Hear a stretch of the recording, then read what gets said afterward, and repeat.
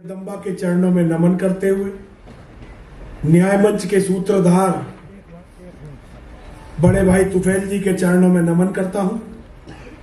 आप सभी जो एक बहुत बड़ी पीड़ा को लेकर बहुत बड़े संघर्ष के लिए यहां एकत्रित हुए हैं, आप सभी को प्रणाम करता हूं।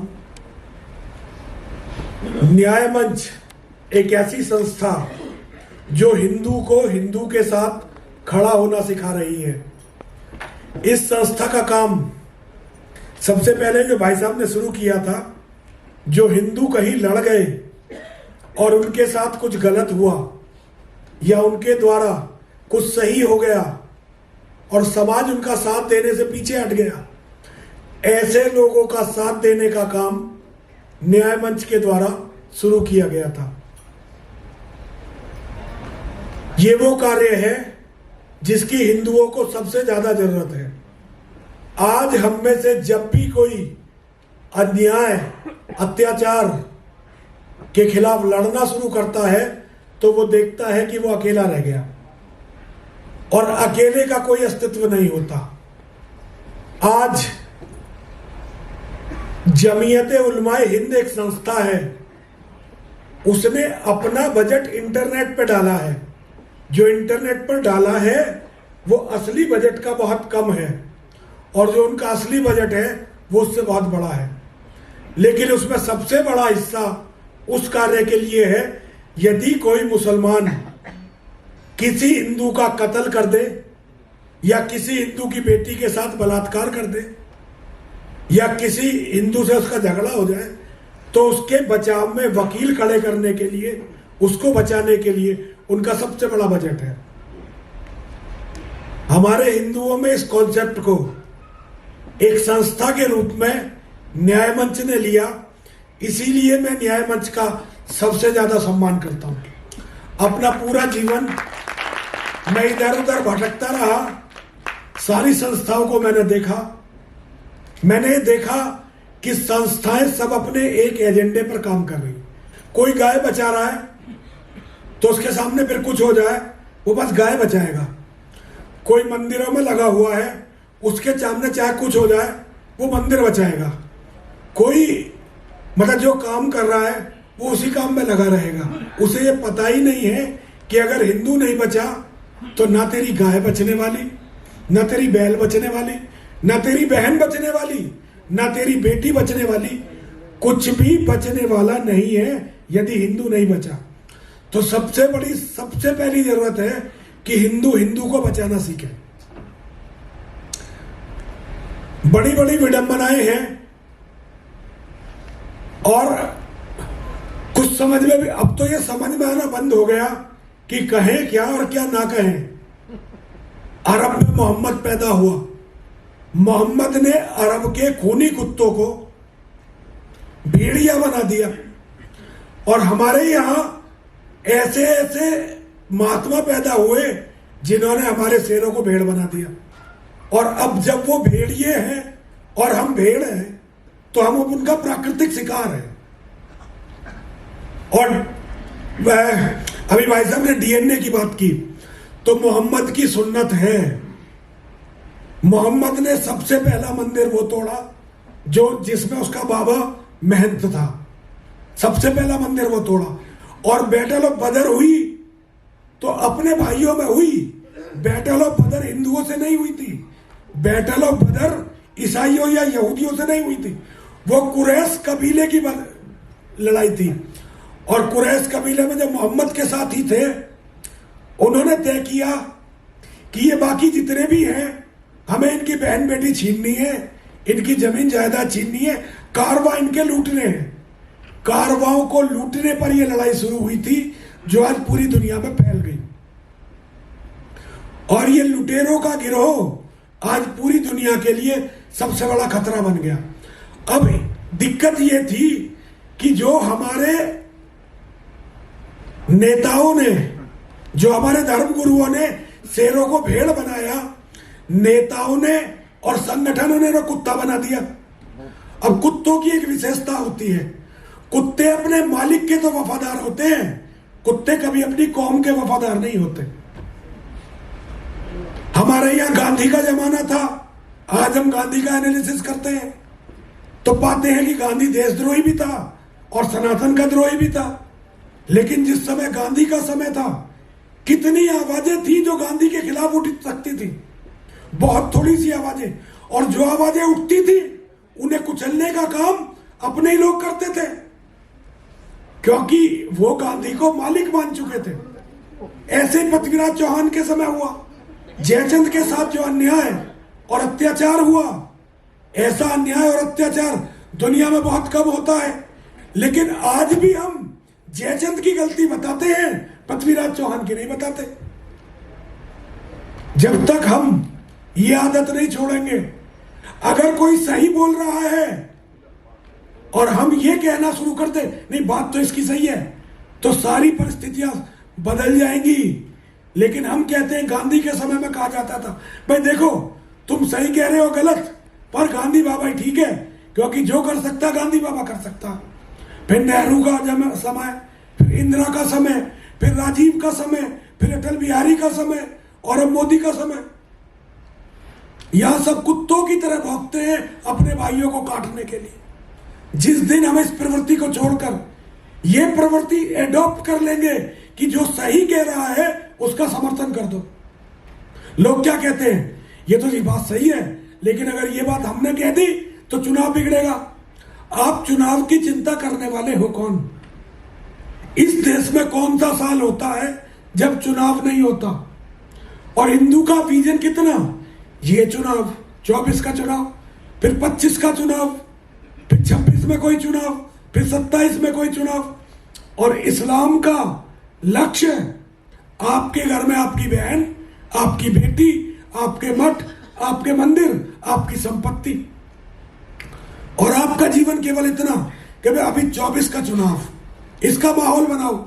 इसके माहौल के लिए झूठी यात्राएं निकालो, 50-60 अपनी औरतों से बलात्कार करवा लो, 100-200 लड़के मरवा दो, जय श्री राम के नारे लगा दो, और भैया जय श्री राम। जब तक अपने लोगों को मरवाकर राजनीति करने की ये गंदी प्रवृत्ति नहीं छोड़ोगे, कोई परिवर्तन होने वाला नहीं है। और एक बात समझ लीजिए, बदलाव हम जैसे लोग नहीं करते, बदलाव वो करते हैं जो सत्ता चलाते हैं। आपको सत्ताधारियों का मैसेंजर बनने की जगह जिस दिन सत्ताओं पर दबाव बनाने की प्रवृत्ति सीख लोगे, उसके बाद पूरी दुनिया आपके सामने नतमस्तक होगी। आप पहले तो एक आदमी को अपना मालिक बनाते हो, अपने आप मालिक बनाते हो, और मालिक बनाने के बाद उसके उंगले पर अपने भाइयों को नोचना, काटना, गुर्राना और उन पर भौंकना शुरू कर देते हो। आज कांग्रेस को गाली देके आप लोगों को क्या मिलने वाला है? कांग्रेस खत्म हो चुकी है। अगर बीजेपी फेल नहीं हुई तो कांग्रेस खत्म हो चुकी है। आज आपका दबाव कांग्रेस पे नहीं होना चाहिए, लेकिन हम जितनी गाली देंगे, जितनी बात करेंगे, इतनी बात करेंगे कि उन गालियों से, उन बातों से कांग्रेस दोबारा जिंदा हो जाए। और जो आज के सत्ताधारी हैं उन पर हमारा कभी कोई दबाव नहीं होता। मेरी बात मानिए, सत्ताओं पर दबाव बनाना सीखिए। सत्ताधारी ये ना समझे कि हम उनके पालतू कुत्ते हैं। सत्ताधारियों को पता होना चाहिए कि हम भूखे भेड़िए हैं। अगर हमारे गिरोह के एक आदमी को टच किया तो हम उस आदमी के लिए दुनिया की हर सत्ता से टकरा जाएंगे। लेकिन यह प्रवृत्ति, आज दारा सिंह सजा खत्म हुए 6 साल हो गए, वो एक संगठन का संगठन मंत्री था, और जो काम आज बहुत सारे हमारे हिंदू संगठन कर रहे हैं, माहौल बनाने का, उसी माहौल बनाने के काम को कर रहा था। 6 साल हो गए सजा खत्म हुए, एक एनओसी चाहिए उसे जेल से निकलने के लिए, लेकिन उसे वो एनओसी नहीं मिल रही। और सबसे बड़ी बात, हम इतने बड़े योद्धा की कहीं कोई चर्चा भी नहीं करते। हमें लगता है कि जो लोग उसकी एनओसी को रोक रहे हैं, अगर ये नाराज हो गए तो पता नहीं क्या हो जाएगा। हम भगवान की नाराजगी की चिंता नहीं करते, उन लोगों की नाराजगी की चिंता करते हैं जो अपने एक साथी को, जो उनके लिए मिट गया, आज जेल में कितना समय हो गया दारा को। लड़ने वालों के लिए अगर लड़ नहीं सकते तो कम से कम अपनी बातों में ये कहना सीखिए कि नहीं, बात तो इसी की सही थी भाई। हम अपनी मजबूरियों के कारण दारा सिंह का साथ नहीं दे पा रहे, ये ठीक है, लेकिन भाई सही तो दारा सिंह ही है। और जो रास्ता उसने दिखाया, 20 साल कन्वर्जन रोक दिया था उस अकेले आदमी ने, जो हजारों संस्थाएं बात करके काम नहीं कर सकी, दारा सिंह ने वो काम कर दिया था अकेले ने। लेकिन दिक्कत ये है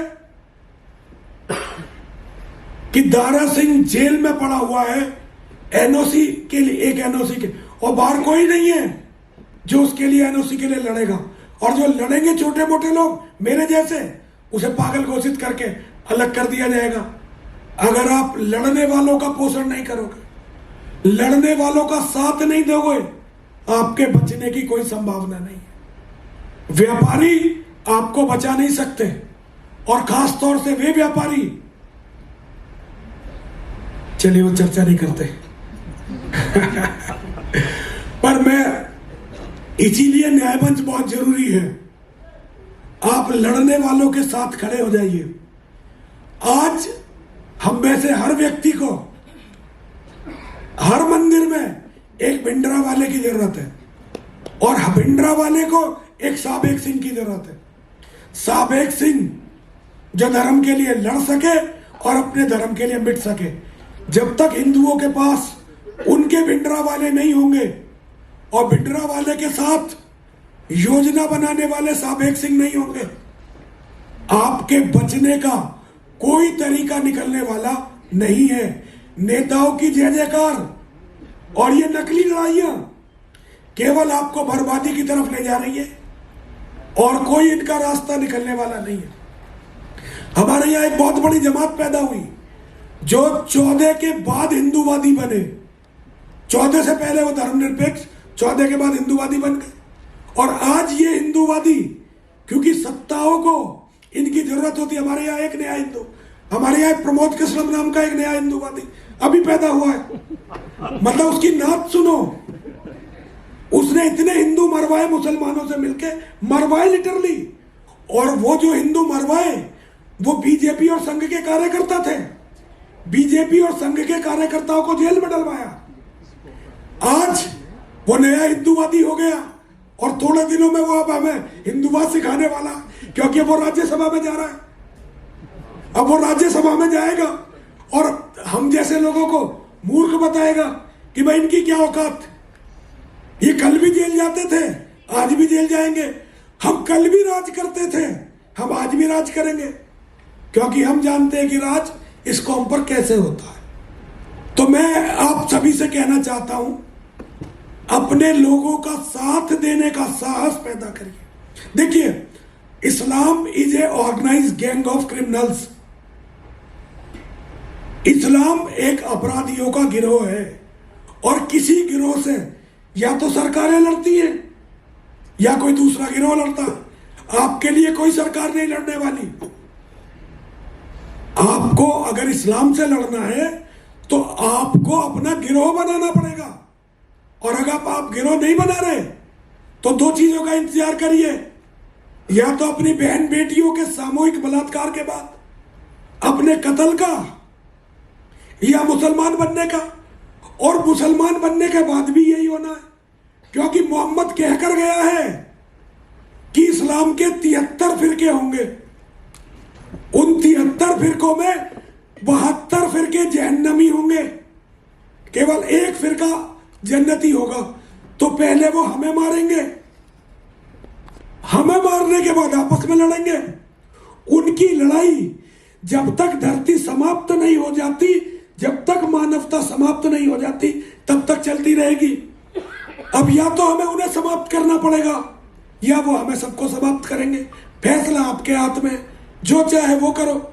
लेकिन फिर भी अगर जीवित रहना चाहते हो सम्मान से, तो अपना गिरोह बनाओ। और गिरोह कभी भी कुत्तों के नहीं बनेंगे भाई। गिरोह या तो भेड़ियों के बनेंगे या छोटे मोटे झुंड हाथियों के बनते। हाथी झुंड में रहेगा, सुरक्षित रहेगा, और भेड़ियों पर तो कोई हाथ नहीं डालेगा भाई। गुरु गोविंद सिंह जी ने इसका प्रयास किया था। उन्होंने उन्होंने भेड़ों को भेड़िया बना दिया था, लेकिन फिर क्या हुआ? उन भेड़ियों में कुछ कुत्ते निकल आए और उन कुत्तों ने संक्रमण सब में फैला दिया। अब जिस चीज के हिंदू शिकार हैं, उसी चीज के गुरु गोविंद सिंह जी का गिरोह शिकार हो गया।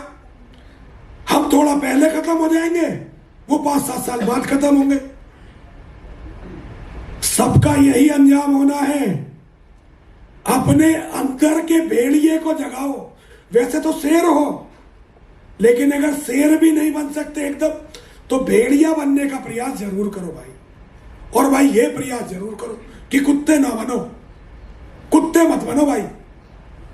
अपने मालिकों के लिए अपने भाइयों को मत खाओ, अपने मालिकों के लिए अपने भाइयों को मत नोचो, अपने मालिकों के लिए अपने भाइयों पर मत गुर्राओ।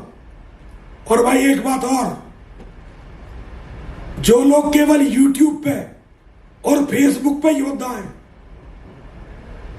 इन्हें योद्धा मत मानो भाई। ये एक आभासी दुनिया है। इनके कमिटमेंट की कोई कीमत नहीं है, और इनका कोई कमिटमेंट नहीं है।